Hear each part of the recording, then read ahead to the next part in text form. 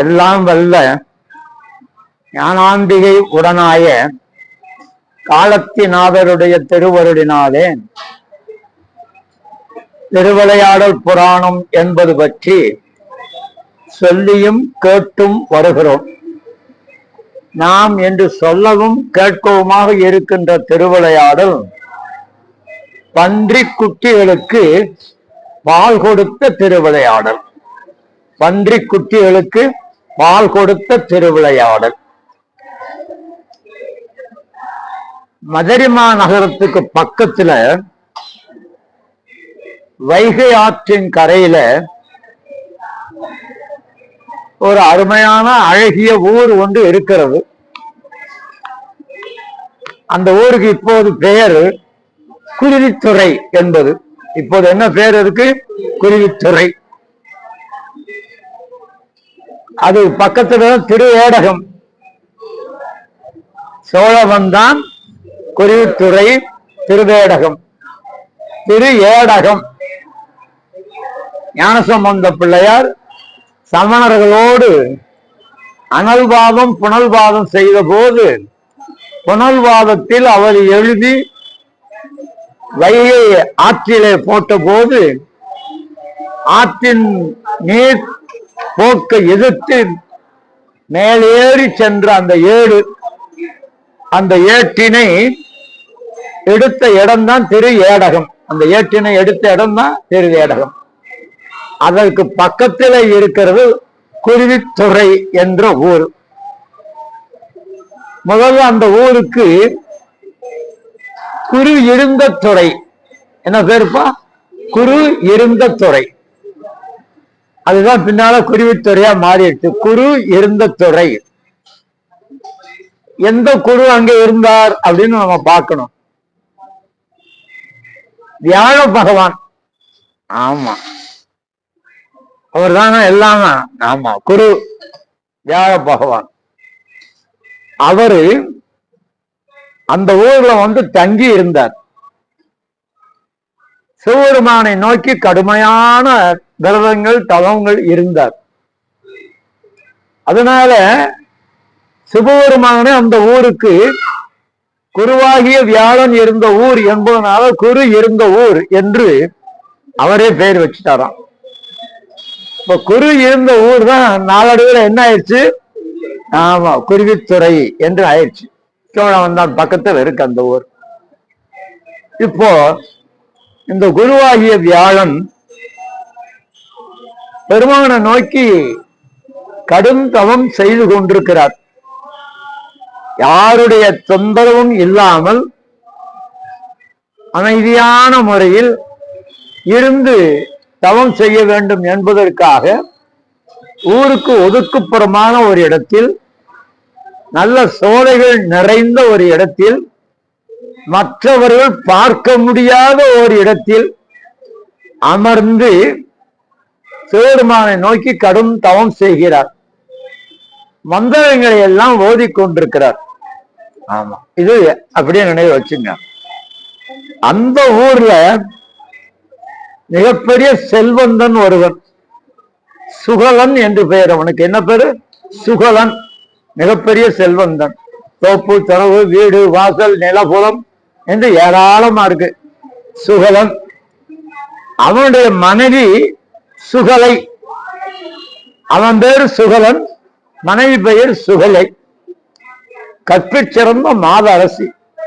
ரொம்ப பெரிய பெண்கள் எல்லாம் போற்றுகிற நிலையில் மாதர் குலம் மாணிக்கமாக திகழ்ந்தவள் அந்த சுகலை. இவர்களுக்கு இப்பதான் நம்ம கவனிக்கணும். ஆமா, 12 பிள்ளைகள் பா. எத்தனை பிள்ளைகள்? ஆமா, 12 பேர் ஆண் பிள்ளைகள். 12 பிள்ளைகள், 12 பேரும் ஆண் பிள்ளைகள். நல்ல செல்வ வளம், பணக்கார குடும்பம், ஊர்ல பெயர் பெற்ற குடும்பம். ஆகையினால அந்த குடும்பத்தில் இந்த பிறந்த பிள்ளைகளை ரொம்ப செல்லமாக வளர்த்தாங்க. செல்லமாக வளர்த்ததுல ஒன்றும் தவறு இல்லை.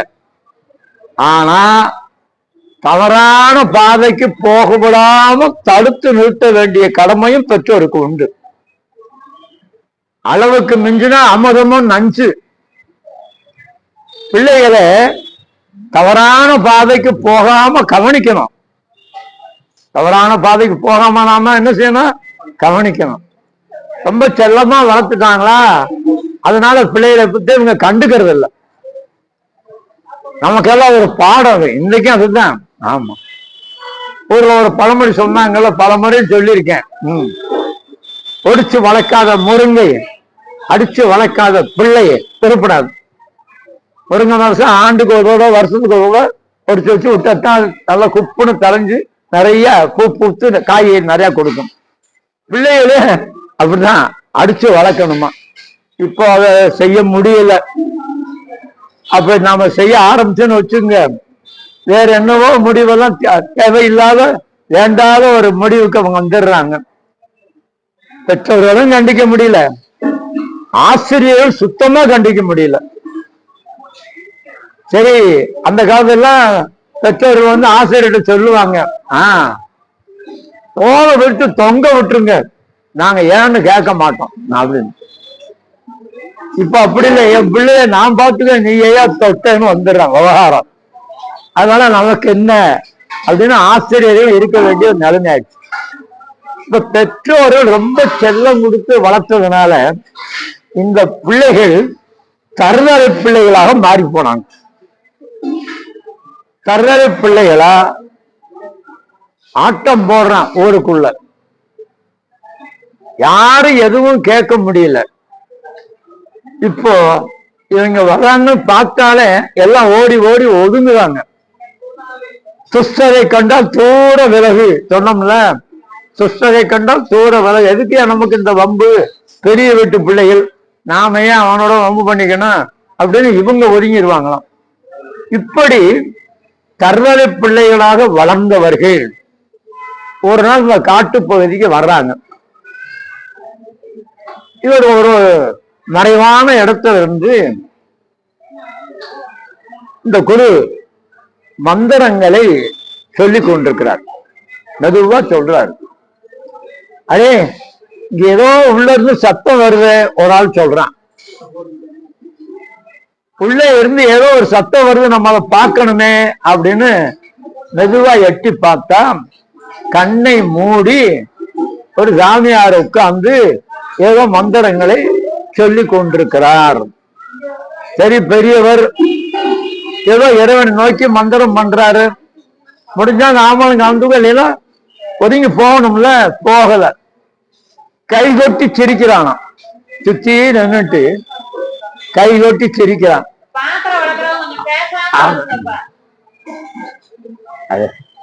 கை கொட்டி சிரிக்கிறாங்க. ஆமா, அத காதல விழுது லேசா, அதை பற்றி கவலைப்படாம அவர் மந்திரத்தோட சொல்லிட்டு இருக்காரு. அப்பவாவது சிந்திச்சு பார்க்கணும், பார்க்கல. அதே என்ன மண்ணெல்லாம் அள்ளி அவர் மேல போடுறான், உடம்பெல்லாம் மண்ணு படுது. அப்போதும் கூட அவரு பொறுப்பத்துல விளையாட்டு பிள்ளை ஏதோ பண்றான், அவர் அதே குறிக்கோள்ல பண்ணிட்டு இருக்காரு. கல்லெடுத்து அடிக்க ஆரம்பிச்சார். கல்லெடுத்து அடிக்க ஆரம்பிச்சார். அப்பவும் பொறுத்து பொறுத்து பாக்குறாரு. உடம்பெல்லாம் புண்ணா போய் ரத்தம் வடிகிற மாதிரி வந்துருச்சு. இனியும் நாம பொறுமையோடு இருப்பதில் பயன் இல்லை என்று கண் விழித்து பார்த்தார். இந்த பிள்ளைகளுடைய துஷ்ட பிள்ளைகள் என்பதை புரிந்து கொண்டார். இந்த பிள்ளைகளினாலே இந்த ஊர் படாத பாடுபட்டு கொண்டிருக்கிறது புரிந்து கொண்டார். ஆகவே அந்த பிள்ளைகளை பார்த்து, நீங்கள் அத்தனை பேரும் பன்றி குட்டிகளாக பிறப்பீர்களாக, பன்றி குட்டிகளாக பிறப்பீர்களாக அப்படின்னு ஒரு சாபத்தை கொடுத்துட்டாரு. அப்போதான் இவனுக்கு திடுக்குங்குது. ஐயோ, நம்ம பன்றி குட்டிகளா பிறக்க சொல்லி இந்த சாமி சாபம் போட்டாரு அப்படின்னு சொல்லி ஏதோ அவனுக்கு அந்த நேரத்துல ஒரு உணர்வு வந்து எல்லாருமா சேர்ந்து, சாமி தெரியாம பண்ணிட்டோம், சிறியோர் செய்த சிறு பிழையெல்லாம் பெரியோராய் பொறுப்பது கடன் ஆகையினால பொறுத்துங்க, மன்னிச்சுங்க. சாபம் கொடுத்ததுதான். அது ஒன்றும் விளையாட்டான காரியம் இல்ல. சாதாரணமா யாரும் உடனே சாபம் கொடுக்க மாட்டாங்க. ரொம்ப முடிவு பண்ணி கடைசி வேற வழியே இல்லாம சாபம் கொடுப்பாங்க. அப்புறம் அந்த சாபத்தை திரும்பி வாங்கி கொள்ள முடியாது. கொடுத்ததுதாப்பா, அது திரும்ப வாங்கி கொள்ள முடியாது என்று அந்த சாமி சொன்னார். அப்படியானால் சாமி எங்களுக்கு சாப விமோச்சனம் தாருங்கள் அப்படின்னு கேட்டான். அப்போது அந்த குரு சொன்னார், நீங்கள் பன்றிக்குட்டிகளாக தெரிகிற காலத்தில் தாயையும் தந்தையையும் இழந்து பாலுக்கு பரிதவிக்கிற போது,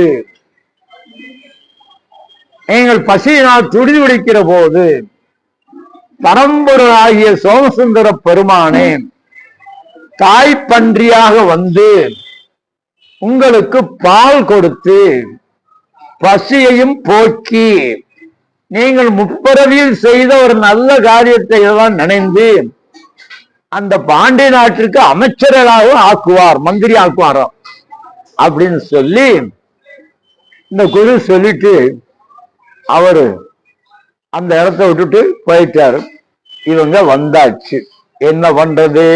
சரி, இப்போ அந்த பகுதியில இவர்கள்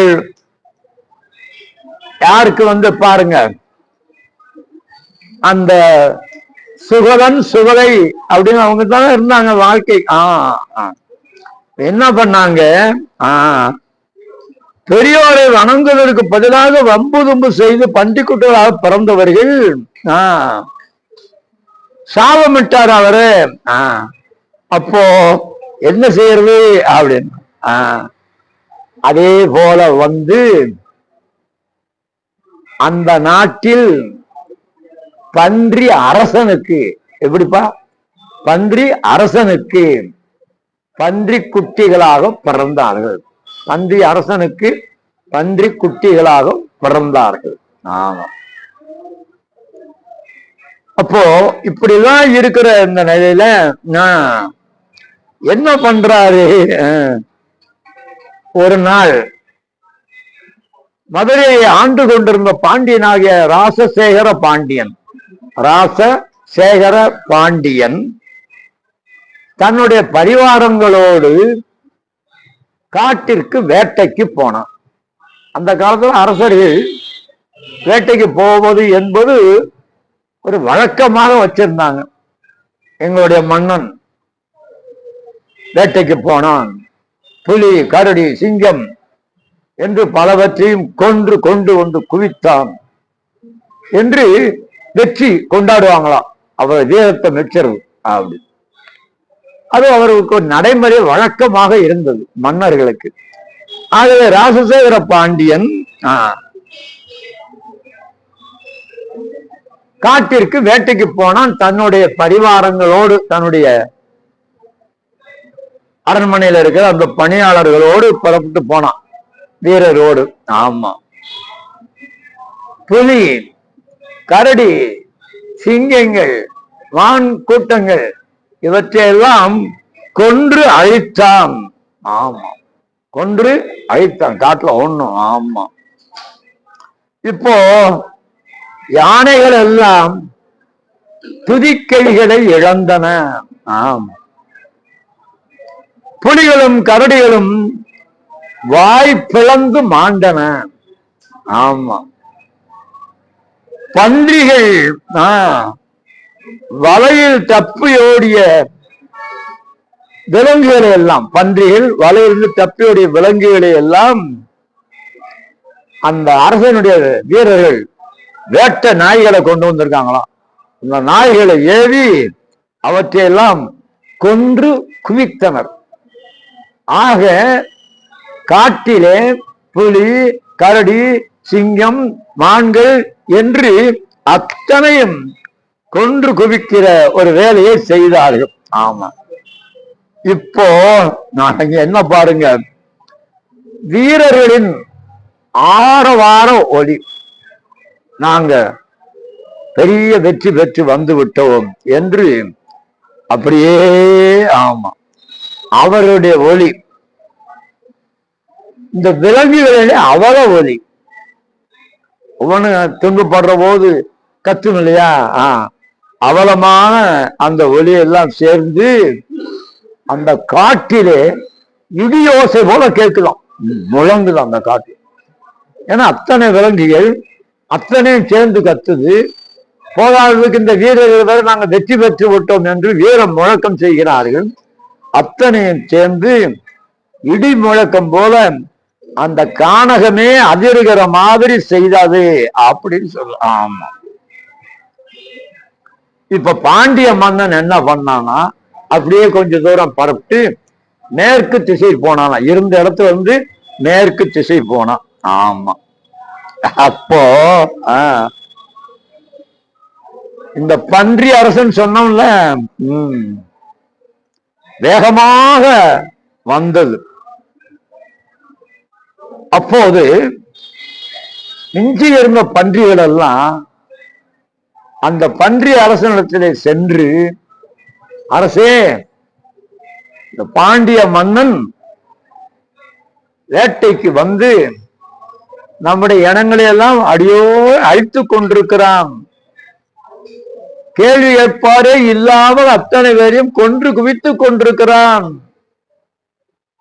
என்று அத்தனை பேருமா சேர்ந்து முறையிட்டார்கள். யாரிடத்துல? பன்றி அரசனிடத்துல. பன்றி அரசனுக்கு வந்தது வேகம்.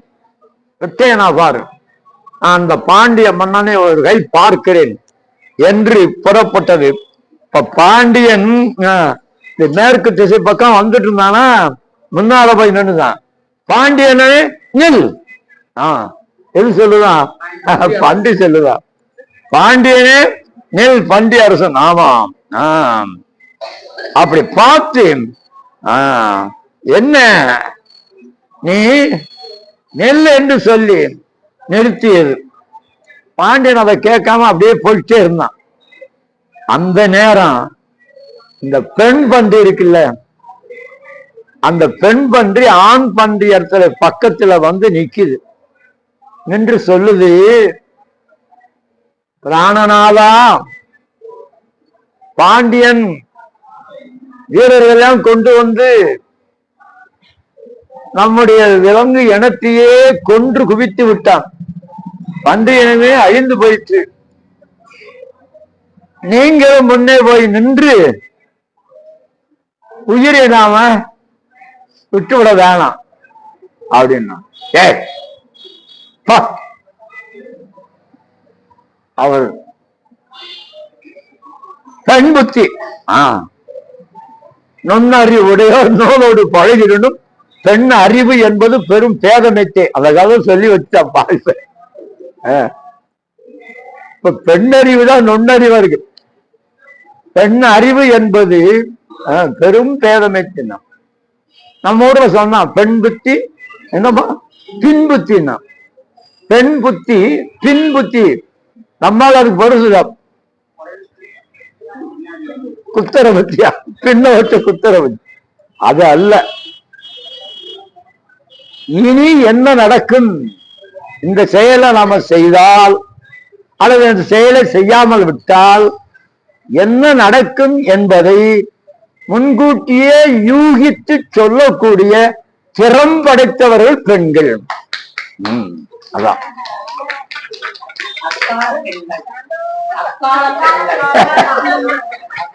ஏயா யாரு உனக்கு பொறுக்கலையா?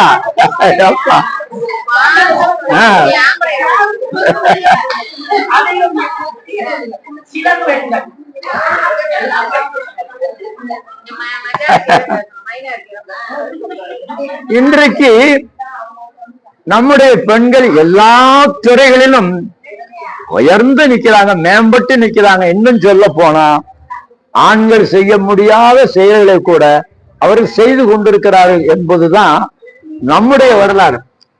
இதிகாச காலங்களிலிருந்து இதிகாச காலம், புராண காலம், சங்க இலக்கிய காலம், இடைக்கால காலம், இக்கால இலக்கிய காலம் என்று பார்த்தா அன்றிலிருந்து இன்று வரை மேம்பட்ட நிலையில இருந்து இந்த சமுதாயத்துக்கு மிகப்பெரிய தொண்டுகளில நம்முடைய பெண் மக்கள் செய்திருக்காங்க. அப்ப அவன் சொல்லுவான், நிறுத்து, நீ ஒன்னும் யோசனை சொல்ல வேண்டாம், மானம் தான் நமக்கு பெரிது, ஆண் பண்ணு சொல்லுதான், மானம் தான்.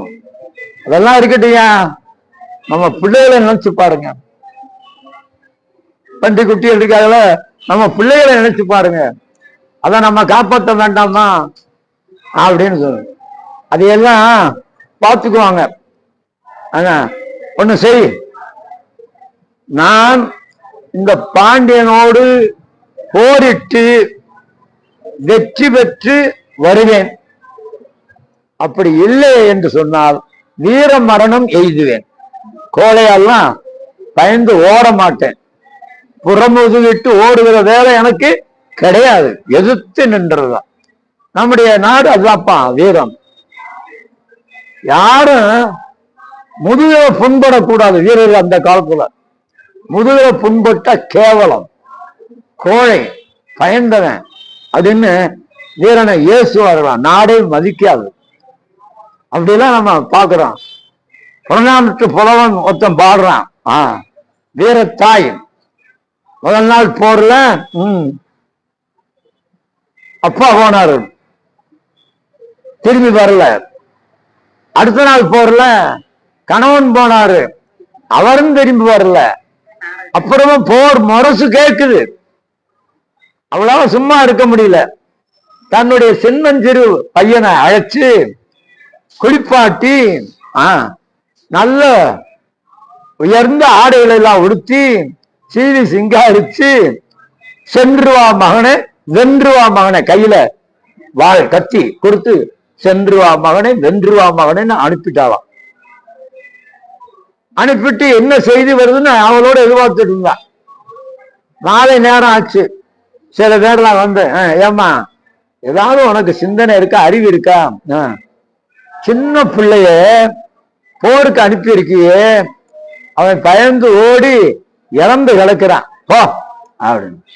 அப்ப அந்த தாய் சொன்னாலாம், என்னுடைய மகன் வீரத்தின் அடையாளம், அவன் போர்க்களத்திலே மார்பிலே வேல் தாங்கி மாண்டு இருப்பான், அதுதான் உண்மை.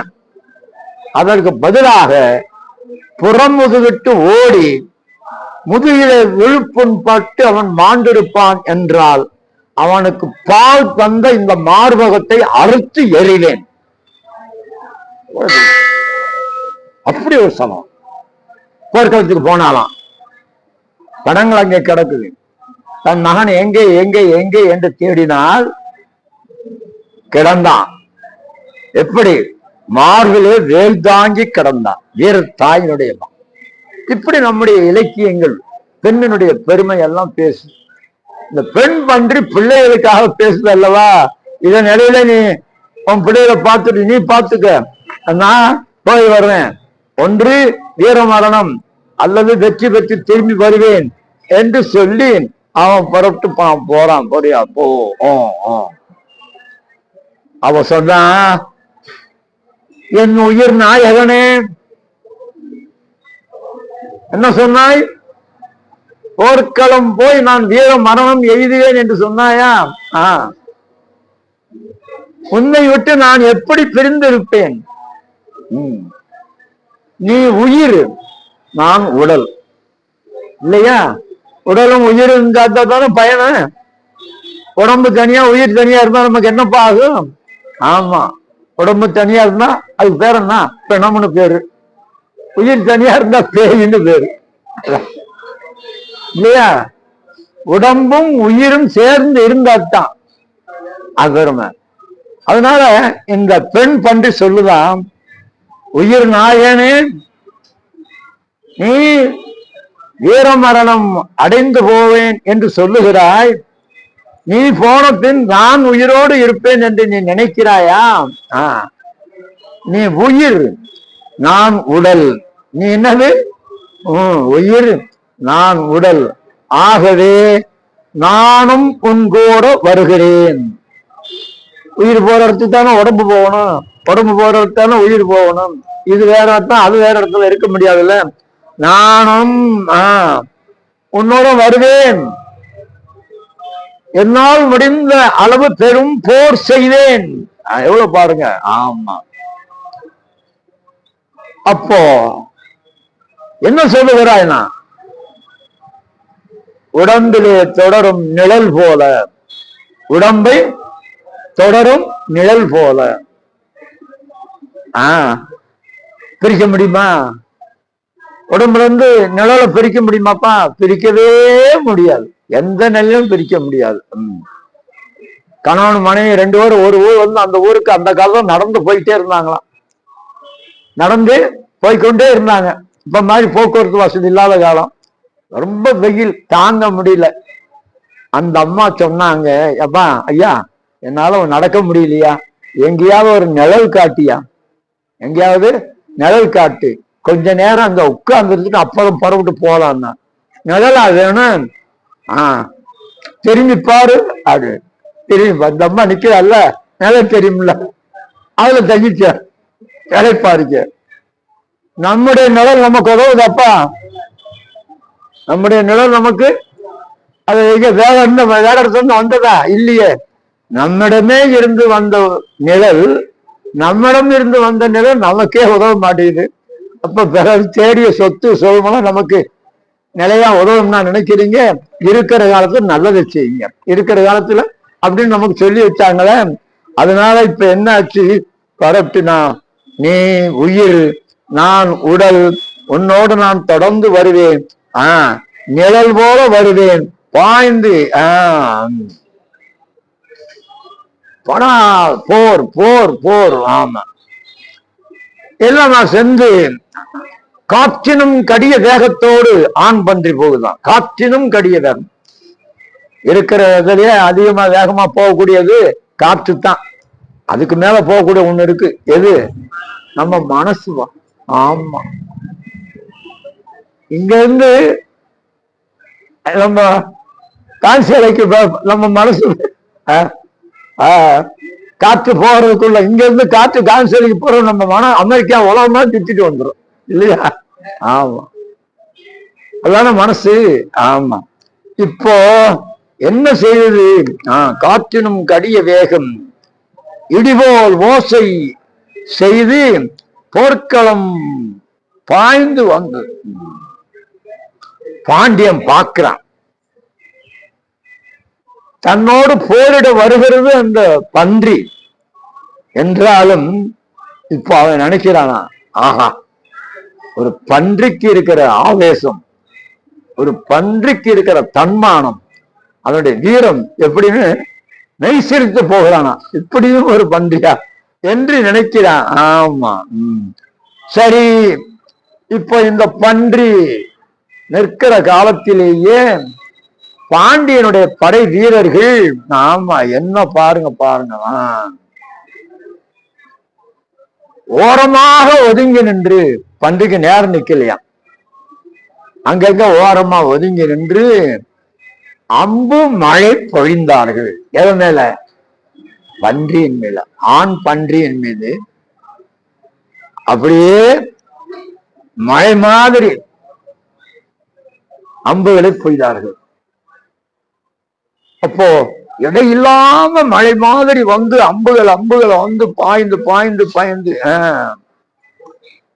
அப்படி என்ன செய்தி, கீழே விழுந்து பன்றிகள் எல்லாம் மாண்டன, மற்ற பன்றிகள் எல்லாம் மாண்டன, ரத்த ஆறு ஓடியது, பருந்துகளும் காலங்களும் மேலே பறந்தன.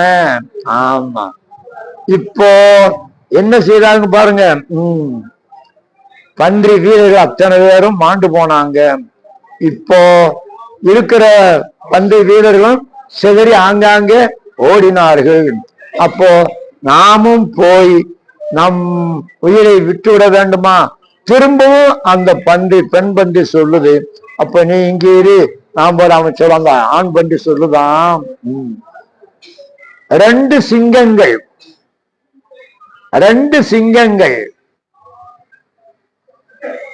ஓர் நீர் தடாகத்தில் தண்ணீர் குடித்துக் கொண்டிருக்கிற போது ஒரு பன்றி அஞ்சாவது அங்க போய் பக்கத்துல இருந்து தண்ணீர் குடிக்கும். ஆனால் அங்க ஆபத்து இருக்கு. ஒரு பன்றி தனியே தண்ணீர் அறிந்து கொண்டிருக்கிற போது 2 சிங்கங்கள் பக்கத்துல போக அஞ்சும், பயப்படும். எப்படி பாருங்க, பன்றிக்கு அவ்வளவு ஆற்றலும் வீரமும் இருந்தது. என்ன சொல்லேன். ஆகவே நான் அவன் சொல்றான், அதை நினைச்சு பார்க்கிறான்.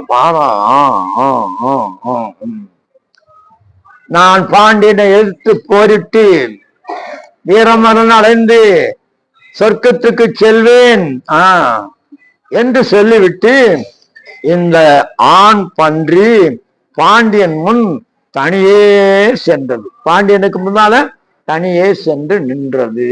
ஆமா, இப்போ பாண்டியன் போர்க்களம் விட்டு அப்ப புறப்பட தயாரா இருந்தான். போர்க்களம் விட்டு புறப்பட தயார். பாண்டியனே நில், என் கூட்டம் முழுவதும் அழித்து விட்டோம் என்று ஆணவத்தோடு போகாதே. அழித்து விட்டோம் என்று ஆணவம் கொண்டு போகாதே. நில் நில் நில்.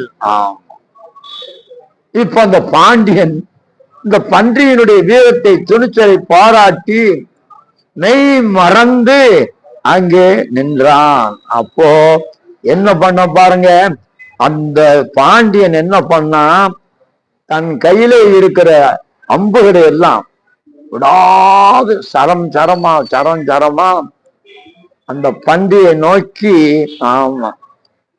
ஏய்கிறான். அந்த பன்றி வந்த அந்த அம்புகளை எல்லாம் வாயால் கடித்து துப்பியதான். வர்ற அம்புகளை எல்லாம் வாயால் கடித்து துப்பியது. சில அம்புகளை அதுக்கு மேல பாருங்க, கால்களால் வைத்து தேய்த்து முறித்தது, காலில் போட்டு. சில அம்புகளை வாளினாலே முறித்தது. வாளுக்கு அவ்வளவு ஆற்றலாம். சில அம்புகளை வாளினாலே முறித்தது. இப்போ என்ன செய்யறது?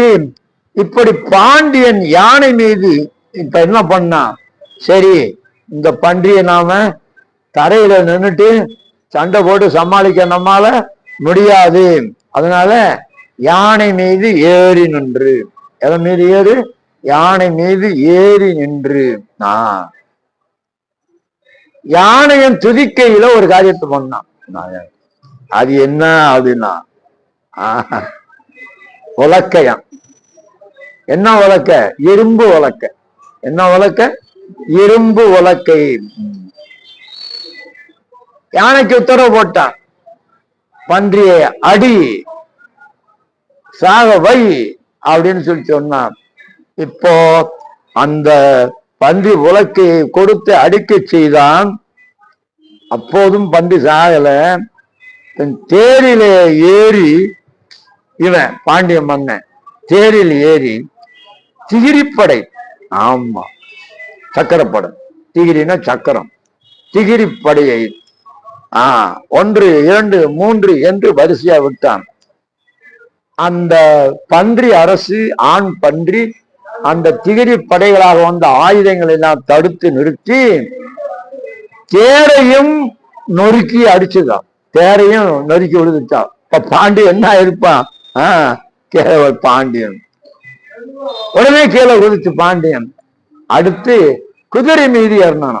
ஆமா, குதிரை மீது ஏறி கடைசி ஆயுதமாக, குதிரை மீது ஏறி கடைசி ஆயுதமாக நஞ்சு பூசிய வேல். அதாப்பா, வெறும் வேல் அல்ல, அந்த வேலின் நுனியில் உயிரை வாங்கக்கூடிய நஞ்சு தடவிய வேல். நஞ்சு தடவிய வேல் படையை சுழற்றி சுழற்றி எரிந்தான். இந்த பன்றி, ஆண் பன்றி ஆவேசம் கொண்டு குதிரையின் பின்பக்கம் சென்று அதை தாக்கி கொன்றதான். அப்பா, குதிரைன்னா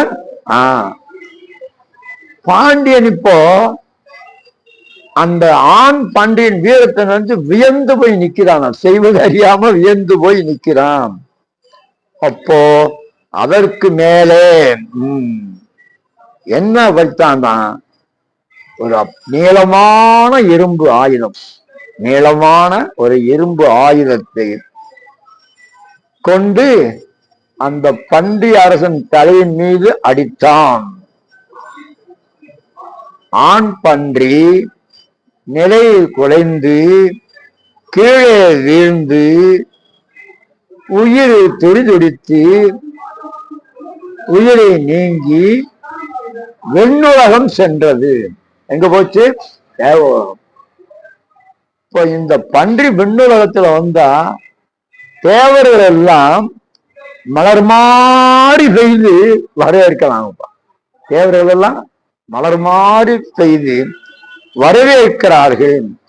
அப்படி வரவேற்க அந்த பன்றி அந்த தேவ உலகத்தையும் கடந்து சொர்க்க உலகம் சென்றது. இந்த உலகம் மேலுலகம் தேவ உலகம், அதுக்கு மேல இருக்கிறது சொர்க்க உலகம். இப்ப தேவர்கள் தான் சொர்க்கத்தில் இல்லை, அதுதான் நாம நல்லா நினைச்சுக்கணும். இந்த உலகம், இதுக்கு மேல தேவர் உலகம், அதுக்கு மேல சொர்க்க உலகம் சென்றது. பாண்டியன் தன்னுடைய பணிகளை முடித்து கொண்டு மதுரை மாநகர் வந்து சேர்ந்தான். பன்றி வீழ்ந்து இறந்த அந்த மலை பன்றி மலை.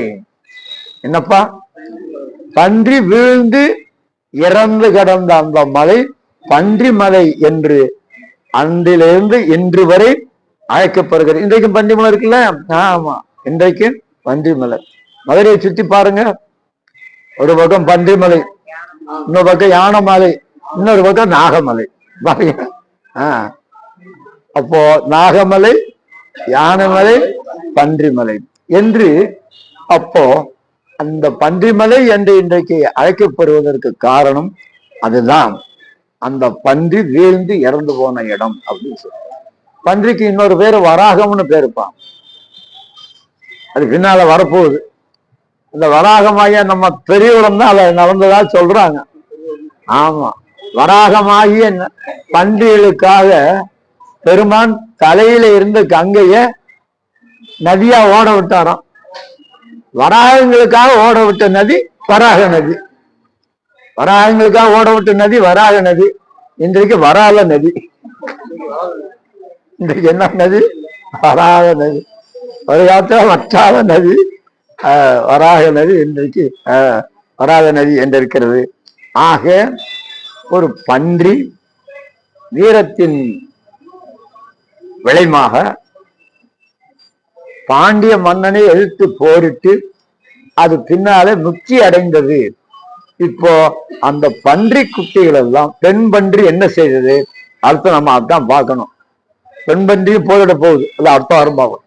பெண் பன்றி என்ன செய்தது, பன்றி குட்டிகள் என்ன ஆயின என்பதை பற்றியெல்லாம் நீ வருகிற போது அடுத்த வாரத்தில் நாம் பார்க்கலாம். நன்றியும் வணக்கம்.